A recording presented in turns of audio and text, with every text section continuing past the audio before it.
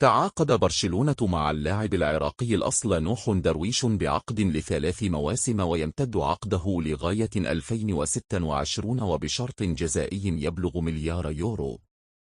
نوح درويش ولد في 16 سبتمبر 2006 في مدينة بادن كروتسينغن الألمانية من أب عراقي وأم ألمانية، ويستطيع اللاعب تمثيل فرنسا أو ألمانيا أو العراق على الصعيد الدولي.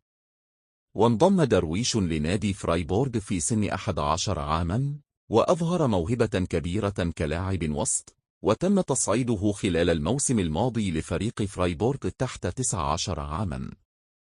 تألق بشكل خاص في كأس أوروبا تحت 17 عاما التي توج خلالها منتخب ألمانيا باللقب.